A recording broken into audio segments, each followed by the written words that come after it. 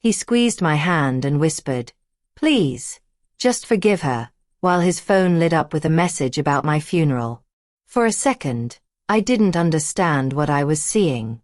The screen glow washed his face in a cold, pale blue, and his eyes stayed fixed on mine, wide, pleading, like a boy caught doing something wrong but still hoping his mother will make it disappear.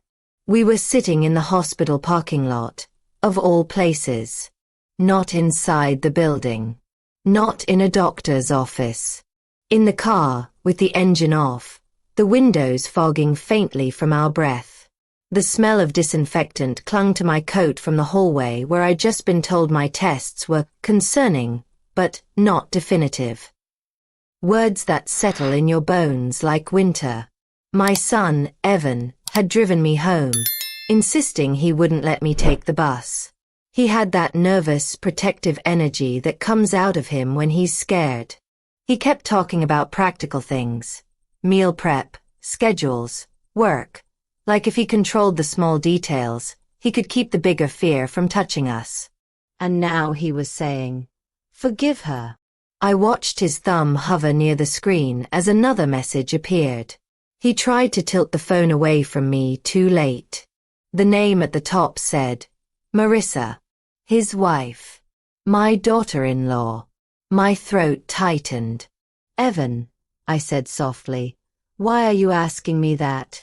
He swallowed hard. "Because she didn't mean it. She's stressed. She's not herself lately. Not herself." I'd heard that sentence in 100 different versions from employees defending a coworker, from spouses defending each other, from children defending the parent who hurt them.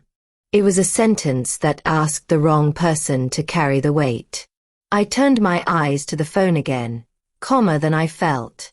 Evan's hands were shaking just slightly. And there it was, an open text thread, a message not meant for my eyes. A line that made the world go very quiet. "Make sure he knows what you're getting when she's gone. Don't let his sister take it. My funeral. My belongings. My death, spoken like a planning meeting." My son inhaled sharply like he might cry. "Mom, please," he whispered. "She didn't mean it like that." I stared straight ahead through the windshield. The sky was a flat gray, and the hospital's glass doors reflected dull light. A woman pushed a stroller across the crosswalk.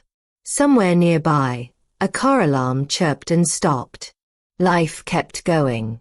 Inside my chest, something cold and clean snapped into place. If you're watching this, tell me where you're watching from.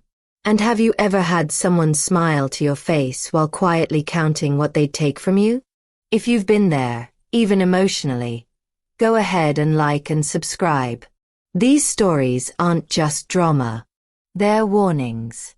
And sometimes they're mirrors.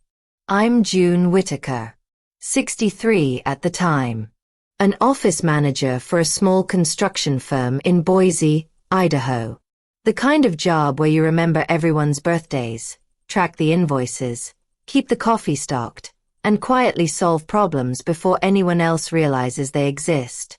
I've always been the dependable one. The woman who doesn't make a fuss. The woman who says, "I'm fine," even when she isn't. 2 months before that hospital appointment, I'd felt a tightness in my chest while carrying groceries. Not sharp pain, just pressure, like someone had placed a warm stone right under my ribs. I told myself it was stress. I told myself it was age. I kept going. Then came the fatigue. The kind that doesn't lift after sleep. My daughter, Lacey, noticed first. She's 35, practical and blunt. She stopped by one evening and found me sitting at the kitchen table staring at my tea like I'd forgotten how to drink it. "Mom," she said, frowning, "you look gray." I laughed it off, but her eyes didn't soften. "You're going to the doctor," she said, as if she were assigning me a task at work. So I did. Blood work. Scans. Follow-ups. That morning at the hospital, Evan insisted on coming. He's 32, my baby, even though he'd laugh if he heard me say it. He's always been gentle, too gentle sometimes, the kind of boy who apologized when other kids bumped into him. He'd married Marissa 3 years earlier. Marissa was the kind of woman who entered a room like she owned it. Bright smile, warm voice, quick compliments. She would touch my arm when she talked, call me Mama June, bring store-bought cupcakes and say she'd made them. She was always performing sweetness. I didn't dislike her in the beginning. I wanted to believe in her. I wanted my son to be happy. But over time, I noticed small things. How she spoke to Evan in public, sharp little corrections disguised as jokes. How she never asked about my life unless it circled back to money. How her eyes drifted around my house, not in admiration, but in inventory. Still, I told myself I was being picky. I told myself I was protective. I told myself I needed to stay out of their marriage. That's what mothers do when they don't want to be the villain in their own son's story. The week before my hospital appointment, Marissa had come over for Sunday dinner. She arrived late, as usual, holding a bag of salad like it was a peace offering. "Traffic was insane," she said, kissing my cheek. Her perfume was sweet and heavy, something floral that lingered too long. Evan followed behind her, carrying a pie, looking tired. We sat down to eat. My chicken was dry. I'd overcooked it while answering work emails, and I apologized too much, like I always do. Marissa waved her hand. "June, you could serve burnt toast and Evan would still say it's amazing." Evan smiled weakly. "It is amazing, Mom."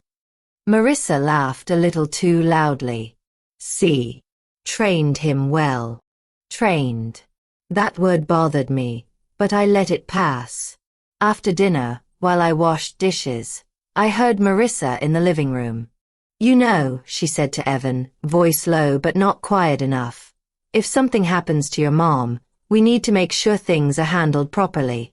Like, legally." I froze with a plate in my hands. Evan's voice came back soft, uncomfortable. "Can we not talk about that? It's reality," she said. "People get sick. Things happen. I'm just saying, don't leave things messy." I put the plate down slowly, my fingers wet. I told myself she meant well. I told myself she was practical. But now, sitting in that parking lot with Evan's phone glowing in his hand, I realized that wasn't practicality. That was planning. And it wasn't even respectful planning. It was greedy planning. Evan's voice broke through my thoughts. "Mom, please. Just forgive her. She said it out of stress, okay? She's scared too." Scared. I finally looked at him. My son's eyes were red-rimmed. His shoulders were hunched like he was carrying two people's shame at once. And I felt something I wasn't expecting. Not rage.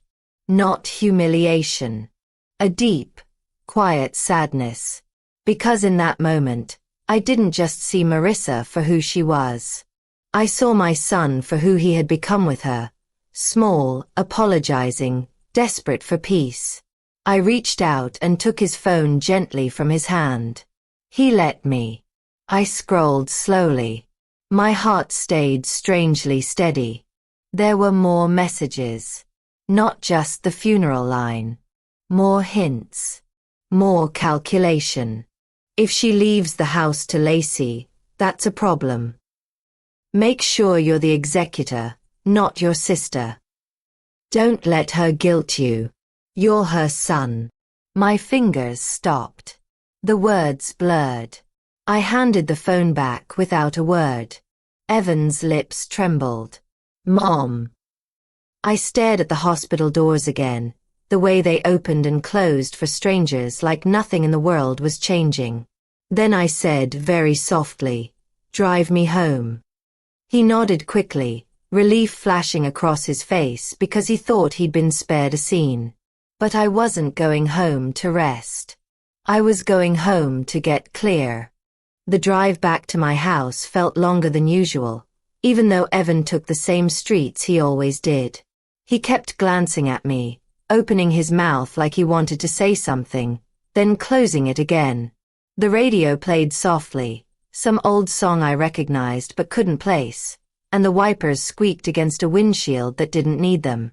When we pulled into my driveway, I noticed Marissa's car was already there.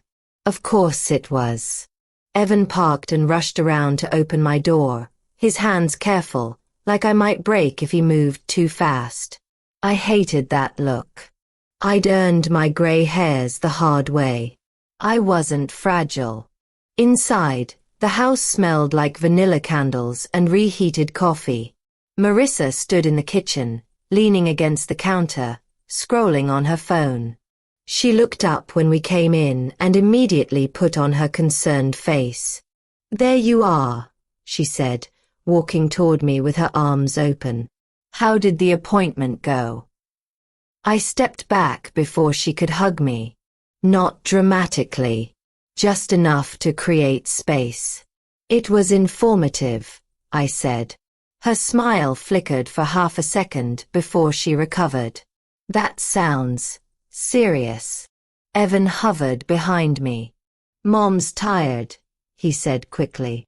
"I'm going to make her some tea." He disappeared into the kitchen like he was fleeing a fire. Marissa watched him go, then turned her attention back to me. Her eyes searched my face, calculating. "You must be scared," she said softly. "I know I would be." "I'm not scared," I replied. "I'm paying attention." That caught her off guard. She laughed lightly, waving her hand. "June, you always say things like that. You've always been strong." Strong. Another word people use when they want you to carry something heavy without complaining. I walked past her into the living room and sat down in my armchair. The fabric was worn smooth from years of use. I rested my hands on the arms and took a slow breath. "Marissa," I said calmly, "come sit." She hesitated, then perched on the edge of the couch, crossing her legs neatly. Her posture was perfect. Defensive, but controlled. "I saw your messages," I said. Her eyes flicked toward the kitchen. "Messages?" "To Evan," I continued. "About my funeral." The room went very quiet. For a moment, she didn't speak. Then she let out a small, nervous laugh. "Oh my God. That. June, that was taken completely out of context." "Explain the context," I said. She shifted, smoothing her skirt. "I was talking about planning. Being responsible. You know how messy things can get when people don't plan." "Planning my death?" I asked gently. Her smile tightened. "You're being dramatic." There it was. The word that tries to make you doubt your own eyes. Evan came back with a mug of tea, his hands shaking enough that the liquid sloshed close to the rim. He froze when he sensed the tension. "What's going on?" he asked. "Your mother is upset over a misunderstanding," Marissa said quickly, standing up. "I was just trying to make sure we're all protected." "Protected from what?" I asked. She sighed, exasperated now. "From chaos. From fighting. From people taking advantage." I looked at Evan. "Did you know she was talking about my belongings like this?" He swallowed. "She was just thinking ahead." I nodded slowly. "So were you." He flinched. I stood up then, feeling steadier than I had all day. "I'm going to lie down," I said. "I don't feel well." Marissa rushed forward. "June, let's not leave things tense." "I need rest," I said firmly. In my bedroom, I closed the door and sat on the edge of the bed. The room smelled like clean laundry and lavender, familiar and grounding. My heart was beating fast now, but my mind was clear. I pulled open the nightstand drawer and took out my folder. The one labeled, important. Wills. Insurance. Deeds. Documents I'd organized years ago and then forgotten, because life was busy and I trusted the people around me. That trust felt naive now, but I didn't scold myself for it. I just adjusted. That night, after the house finally went quiet, I opened my laptop and made a list. Lawyer. Doctor follow-up. Update will.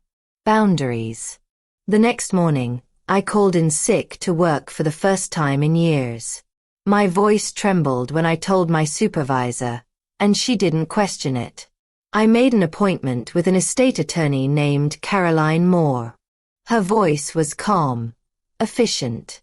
I want to revise everything, I told her. And I want it clean. When Evan knocked on my door later that afternoon, I didn't let him in right away. I finished my call, closed my laptop, then opened the door. He looked exhausted. Mom, I'm sorry. I studied his face, the boy I'd raised, the man standing in front of me. I love you, I said. But loving you doesn't mean I ignore what I see. Tears filled his eyes. She didn't mean it like that. Intent doesn't erase impact, I replied. And silence won't protect either of us. He nodded slowly, like something inside him was shifting, painful but necessary. That evening, I sat alone at the kitchen table, the house quiet around me. I sipped my tea and stared at the wall, feeling a strange mix of grief and resolve. I wasn't angry. I was awake. And once you're awake, you can't go back to sleep. The next few days passed in a careful, deliberate blur.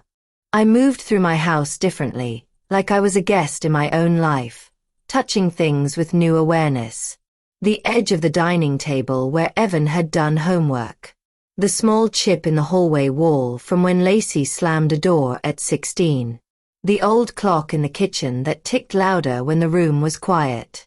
All of it suddenly felt documented. Counted. Marissa was polite in those days. Too polite. She brought me soup. Asked how I was feeling. Lowered her voice when she spoke, like she was visiting someone fragile. Every kindness felt like a performance now, and once you see that, you can't unsee it. Evan hovered between us, trying to smooth things over, trying to be the bridge. I watched him carry the weight of two women who loved him very differently, and I felt a familiar ache in my chest. Not the medical kind, but the kind that comes when you realize your child is learning the wrong lessons from the wrong person. On Thursday morning, I drove myself to Caroline Moore's office. It was a small, bright space on the second floor of an old brick building downtown.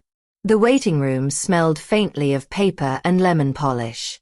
Framed certificates lined the wall, and a small plant leaned toward the window like it trusted the light. Caroline was younger than I expected.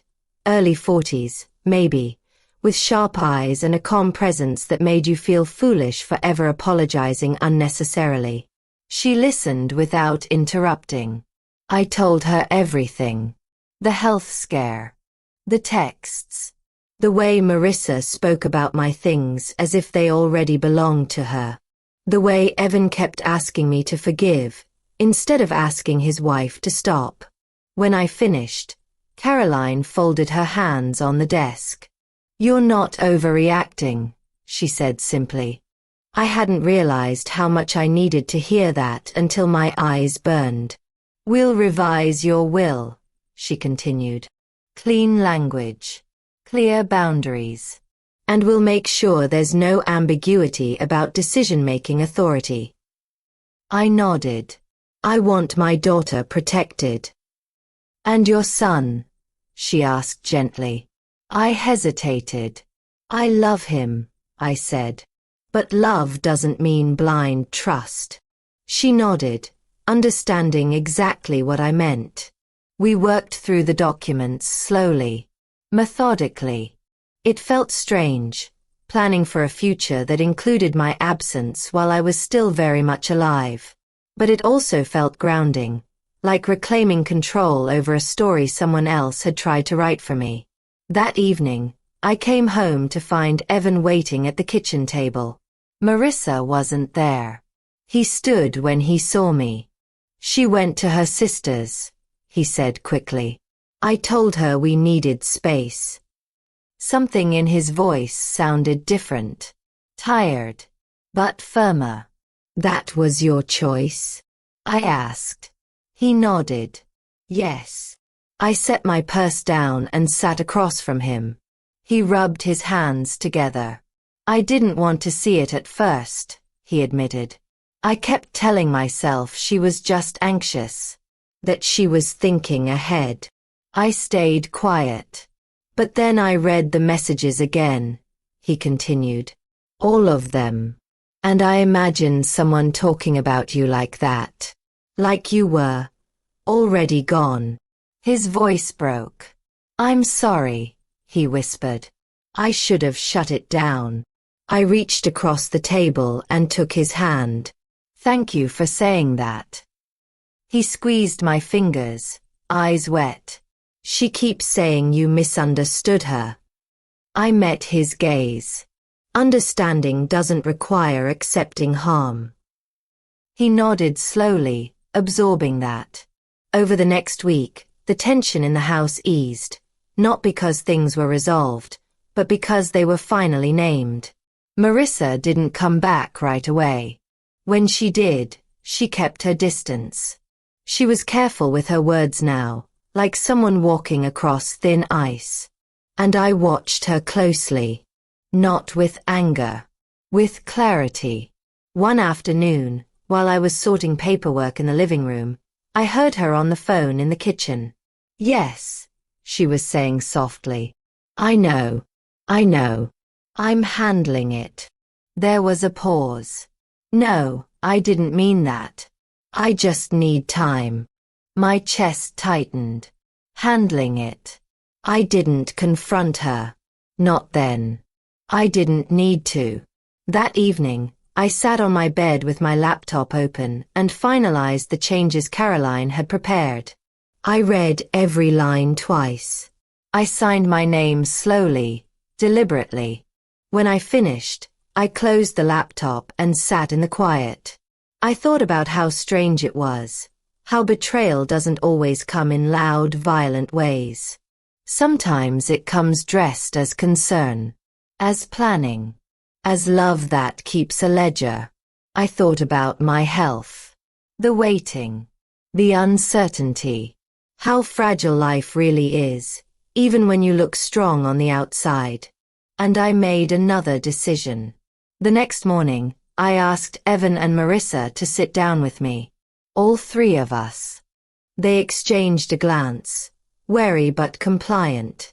I want to be clear, I said calmly. I'm not asking for apologies. I'm setting boundaries. Marissa straightened. June. I'm still alive, I said, my voice steady. And my life, my things, and my decisions are not open for discussion unless I invite them.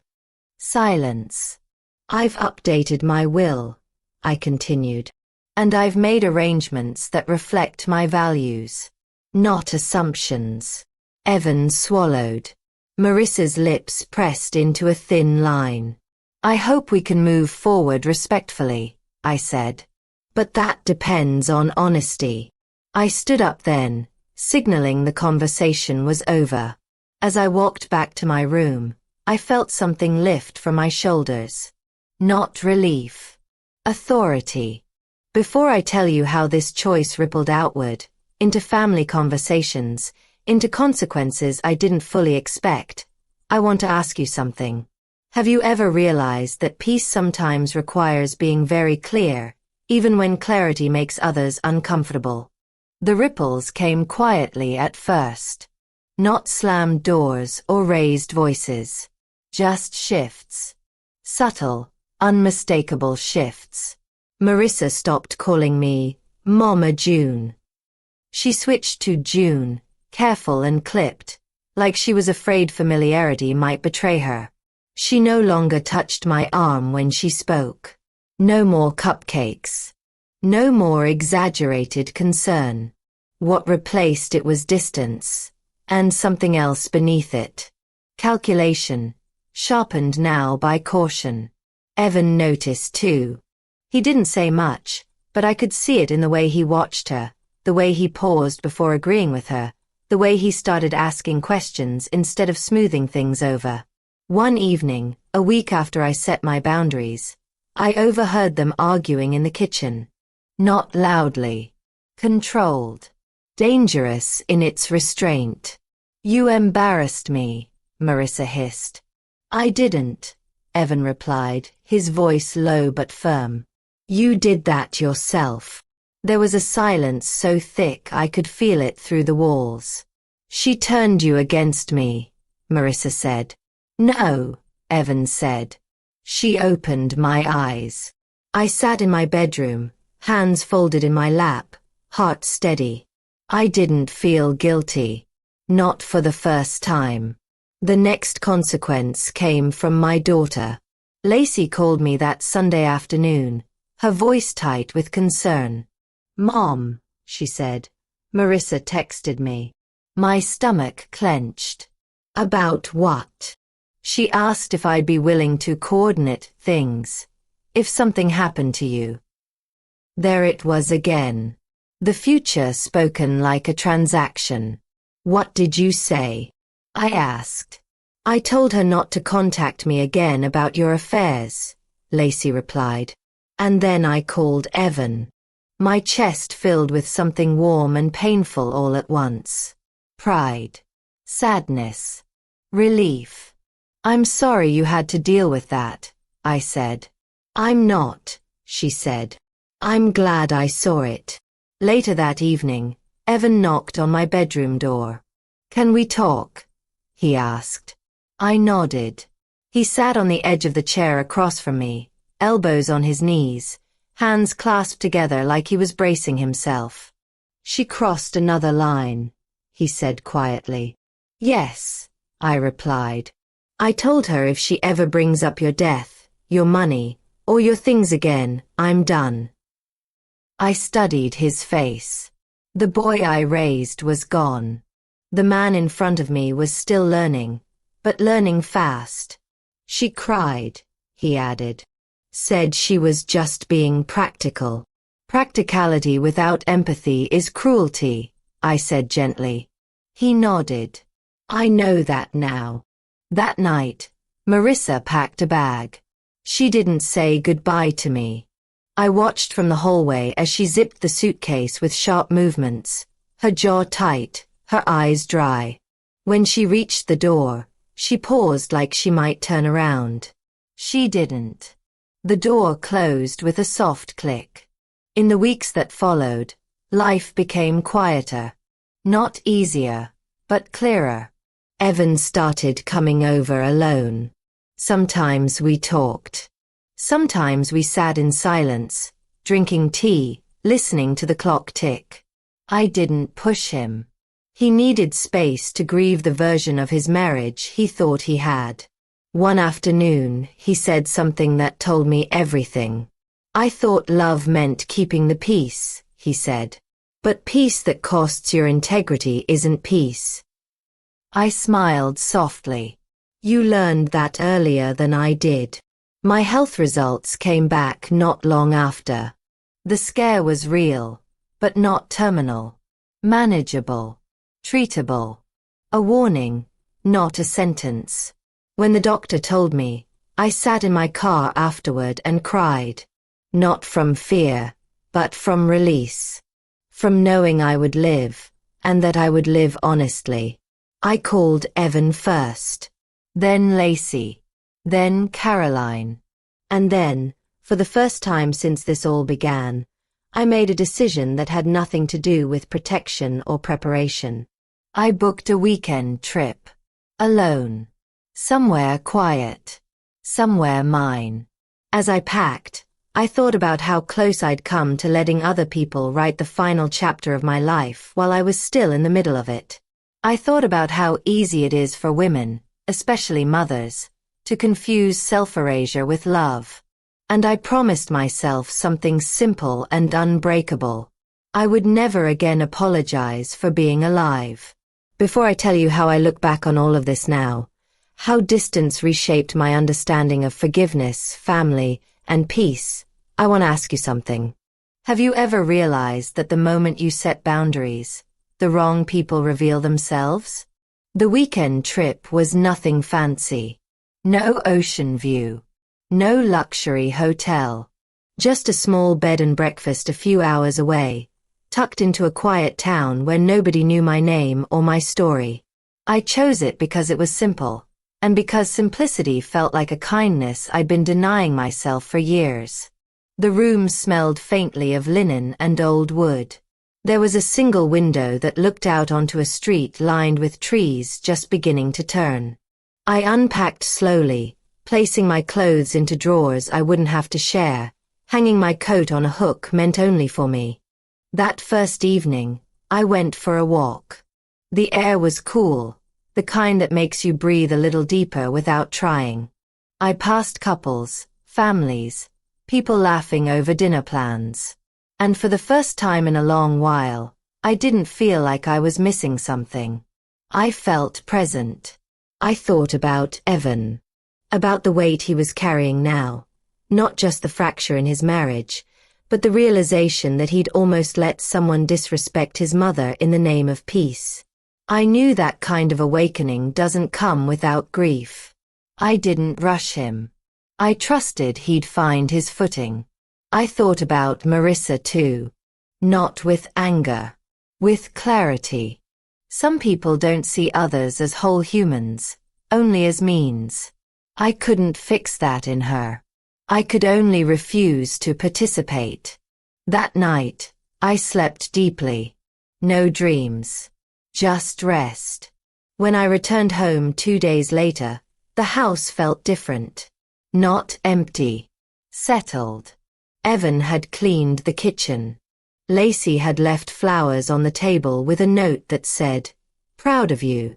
I sat down and let myself cry then. Quietly. Not from pain, but from the strange relief of being seen without having to perform. Life moved forward in small, meaningful ways. Evan and Marissa separated officially a month later. He didn't ask me what to do. He told me what he'd decided.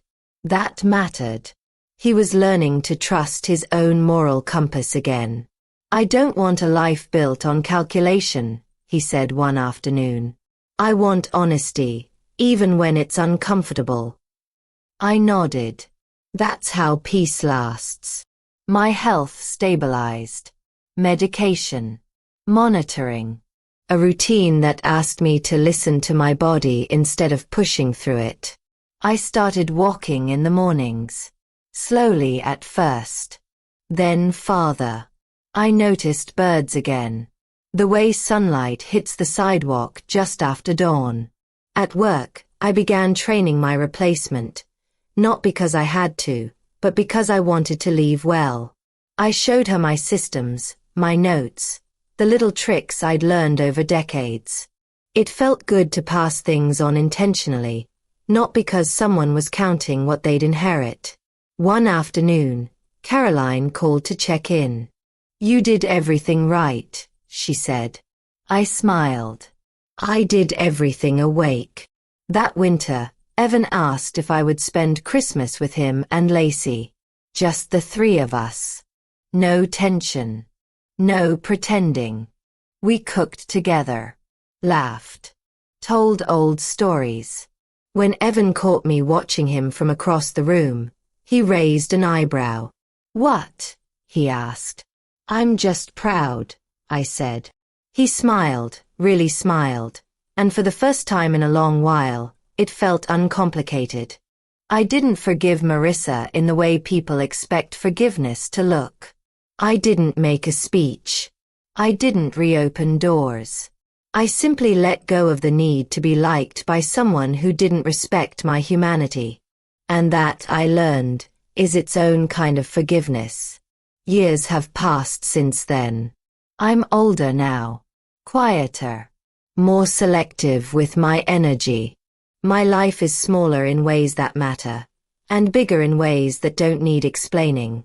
Sometimes people ask me how I stayed so calm through all of it. The truth is, I wasn't calm. I was clear. And clarity, once it arrives, doesn't shout. It settles. It roots. It holds. Before I tell you how I carry this lesson with me now, and what I would say to the woman I was before that hospital parking lot, I want to ask you something. Have you ever realized that being liked is optional, but self-respect is not? Now, when I look back on that season of my life, it doesn't feel sharp anymore. It feels instructive. I'm 71 as I tell this, sitting at my kitchen table with the morning light slanting across the floor. The house is quiet in a way I once feared, but now I understand. Quiet isn't absence. It's space. Space to think. Space to breathe. Space to hear yourself. My health is steady. Not perfect, but honest. I take my medication, I keep my appointments, and I don't ignore my body when it asks for rest. That alone feels like a kind of respect I learned late but learned well. Evan is doing better. Not healed. No one heals overnight, but better. He moved into a small apartment near his work. We talk more now than we used to, and when we talk, there's less performance in his voice. Less trying to manage everyone's feelings at once. He asks questions. He listens. Sometimes he just sits with me in silence, and that's enough. Lacey visits often. She brings her own coffee because she says mine is too weak, and she rearranges my cabinets like she's still 16 and certain she knows best. We laugh about it now. There's an ease between us that comes from knowing where we stand. As for Marissa, I don't follow her life. I don't wonder what she's doing or who she's planning around now. Letting go of that curiosity was part of my healing. Some people pass through your life not to teach you how to love better, but how to protect your peace. I don't tell this story because I think I handled everything perfectly. I didn't. I hesitated. I doubted myself. I tried to smooth over things that should have been named earlier. But I also didn't explode. I didn't humiliate. I didn't punish. I chose clarity over chaos. That choice changed how I see everything now. I'm more careful with my yes. More deliberate with my forgiveness. I no longer confuse being understanding with being invisible. I no longer believe that keeping the peace means sacrificing myself on the altar of someone else's comfort. If there's one thing I've learned, it's this. People who benefit from your silence will always call your boundaries cruelty. Let them. Your life is not a rehearsal. Your death is not a planning opportunity. And your love is not something others get to monetize simply because they stood close to you. Sometimes, the bravest thing a woman can do, especially later in life, is stop trying to be agreeable and start being accurate. Accurate about what she feels. Accurate about what she sees. Accurate about what she will and will not accept. I don't know how much time I have left. None of us do. But I know this. Whatever time remains will be lived with intention, not fear. With dignity, not performance. With truth, not tolerance. And if you're listening to this and you're still telling yourself, it's easier to forgive than to confront, I hope you pause for a moment and ask yourself, who benefits from that ease? Because forgiveness that costs you your voice is not forgiveness. It's erasure. If you were me, would you have made the same choice? Before I let you go, I want to say this gently. Because some truths don't need to be loud to be powerful. For most of my life, I believed that being kind meant being accommodating. That being a good mother meant absorbing discomfort so my children wouldn't have to feel it. That love was proven by how much I was willing to overlook, excuse, or endure. But age has a way of sharpening your vision. It teaches you that kindness without boundaries becomes self-betrayal. That silence doesn't keep families together. It just keeps truths buried. And that peace built on your disappearance is not peace at all. I didn't raise my voice. I didn't demand loyalty. I didn't punish anyone. I simply stopped allowing my life, my health, and even my death to be discussed as if I weren't still here, still breathing, still choosing. And that choice changed everything. If you're listening to this and you feel a quiet unease in your own life, a sentence you keep swallowing, a boundary you keep postponing, a truth you keep softening, I hope you don't rush past that feeling. Sit with it. Listen to it. It might be the part of you that knows it's time to be honest, even if honesty makes others uncomfortable. You don't owe anyone access to you at the cost of your dignity. You don't owe anyone forgiveness before accountability. And you don't owe anyone a version of yourself that exists only to keep the peace. So I'll leave you with this, and I hope you answer it honestly, even if only to yourself. If you stop trying to be liked, what kind of peace might finally be possible for you?